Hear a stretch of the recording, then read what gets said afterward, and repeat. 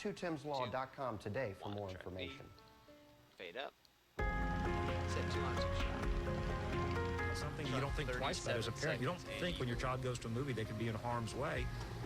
Another American tragedy at a place meant for fun and relaxation. Multiple people are dead after a gunman opened fire at a movie theater. It shouldn't have happened, shouldn't happen in our country anywhere, but you certainly don't expect it to happen in your backyard. Now the city of Lafayette, Louisiana must begin the healing process, even while questions still linger. How does the happiest place in the world produce somebody so full of, hate and evil? Yeah, another heartbreaking morning. Thanks for following this major national story with News Channel 8 today. I'm Gail Guayardo. And I'm Gene Ramirez. Right now at 5 a.m., 2 innocent victims are dead. We now know at least 9 people are hurt, and the gunman is also dead. Police claim he took his own life inside that theater. News Channel 8's Lindsay Mastis joins us now live in studio. Lindsay, what can you tell us about the victims? Well, Gene, police say the youngest victim is a teenager, and some are in critical condition fighting for their lives this morning. Police say the shooter opened fire in a theater with about 100 people inside. He eventually turned the gun on himself. Now his body and the body of at least one other victim is still inside this theater. This community is now in disbelief. It's too close to home. How does this kind of thing keep happening? My cue. Well, police believe they know who this shooter is, but are working to confirm his identity.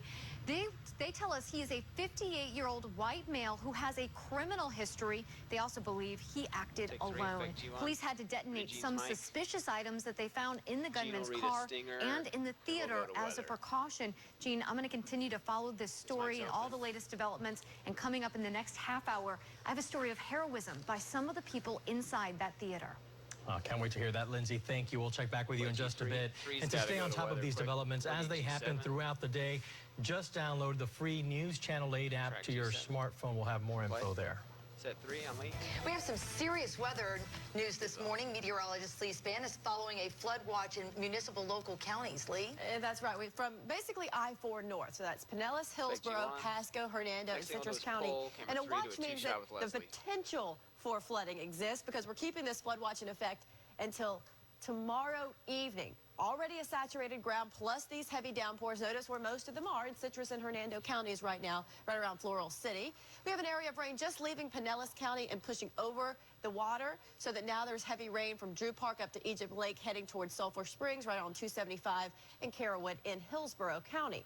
Throughout the day, generally the wind is going to keep this rain moving south and east, which is why most of the rain is going to stay north of I-4 today. Yes, you'll still see rain farther south, just more the consistent rounds of rain north of I-4. This is noon. By the time we head into the evening, the rain will start to taper off. But I bring in a better rain chance for tomorrow. So coming up at 5:08, I'll take you hour by hour through your Friday, so you really know what to expect. And Leslie's here to let you know about the roadways. That's right. We do have some issues out there. Overall, still a very good drive, but let's get to the problem spots, folks. Newport Richey area and out here in Pasco County. We have a collision tying up lanes here. Moon Lake Road at Lacey Drive. Again, blocking at least one lane there. And you're routed through the neighborhood, as I understand. Waterfall Road at Jenna Road. We've also got a collision. This is a bit east of the Weeki-Wachee area, just outside of Spring Hill. And again, that one is in lanes. Now, Cortez Road, State Road 50 looks good. And down here in southern Sarasota County on Harbor Drive at Beach Road in the Venice area, a hit-and-run accident. That's a look at weather and traffic. Back to Gina Gale. Leslie, thanks. Happening today, a former stripper school in an exclusive part of Hillsborough County is raising eyebrows once again. It sure is. Today, the owner will face county code enforcement after lots of complaints about loud, illegal parties. Melissa Beckman is live at the Lutz Mansion with what led up to this. Good morning, Melissa. Take my cue. Good morning to you, Gail and Jean. Yeah, the question for county code enforcers today is what is really happening behind this gate. Now, this property is zoned as residential, but neighbors say it's really being used to run a business. The county cited the owners for renting out the home for large parties. But 8 on Your Side obtained emails showing another county worker told the occupants their concern for neighbors was commendable when they asked if they could host a wedding just a few days after they were cited.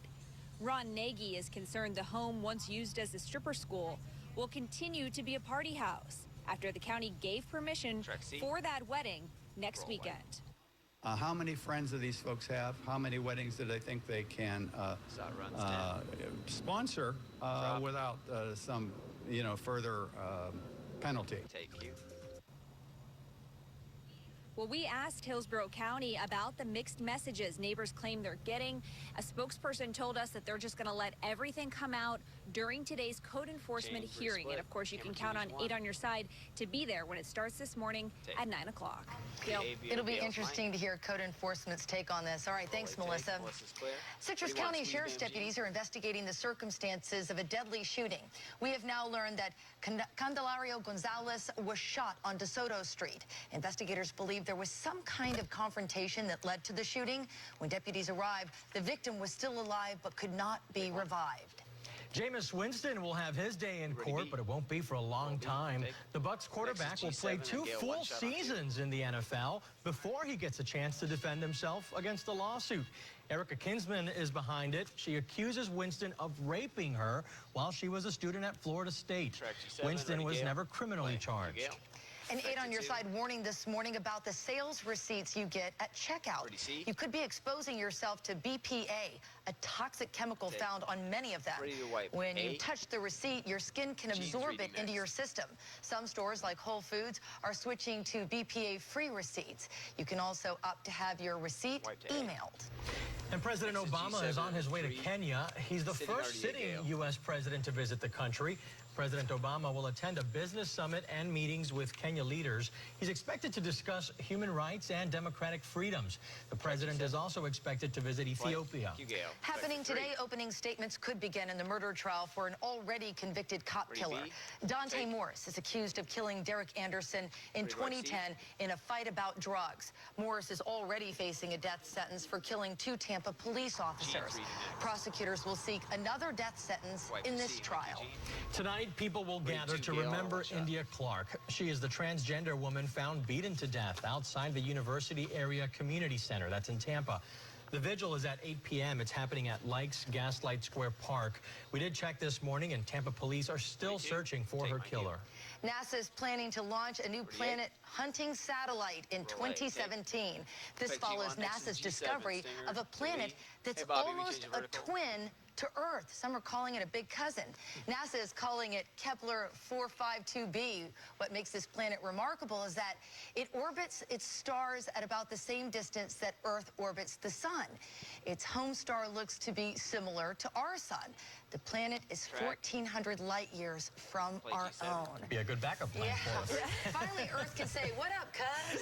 Finally, right? Well, here on our little tiny piece of Earth, we are dealing with some heavy rain, and we'll be dealing with it for many, many hours. In fact, that's why we have a flood watch in effect for Citrus, Hernando, Pasco, Pinellas, and Hillsborough County. You know it's already been raining a lot this week, plus the even better rain chances today and tomorrow, keeping us under this flood watch. So right now, the rain is coming down in portions of Citrus County.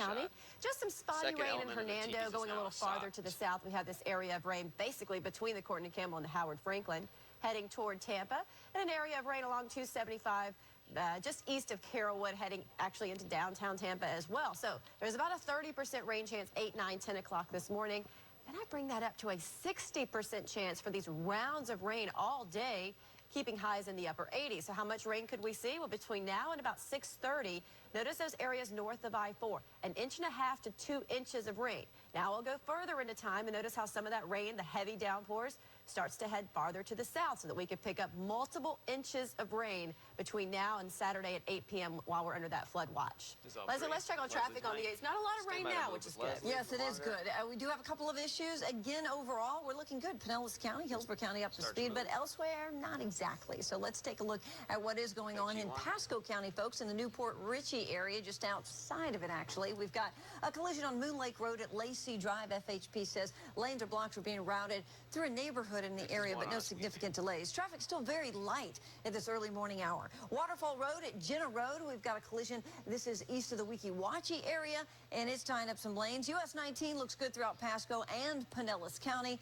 and down here in Venice Harbor Drive at Beach Road, an accident. No injuries, and it's off to the shoulder. That's a look at weather and traffic on the 8s. Back to Gina Gale. Time now is 5:09, and a leader of an Islamic group still has hopes of meeting with a gun shop owner who declared his business, quote, Muslim-free.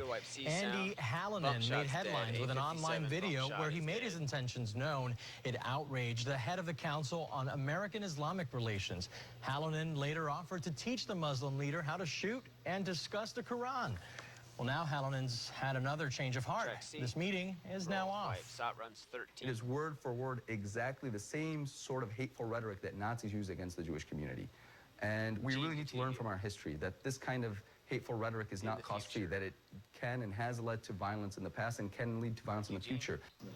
Hallinan would be breaking the law if he declined to sell to someone based on their religion. Florida Highway Patrol needs your help finding a driver that caused a Tampa officer to crash his cruiser. You can see the cruiser took a serious hit. This happened at northbound I-75 and Big Bend Road. The officer lost control while trying to avoid a gold sedan that changed lanes right in front of him. He crashed into some trees, but was not badly hurt. Time now is 5:10, and a TV weatherman is in trouble this morning, sort of. Yeah, it sounds scandalous. Next, the offense that led to on-camera arrest. Plus, today's great summer getaway takes us out to the ball game, and I found out that a family of 4 can save huge on a Sunday. So let's go to the Trop.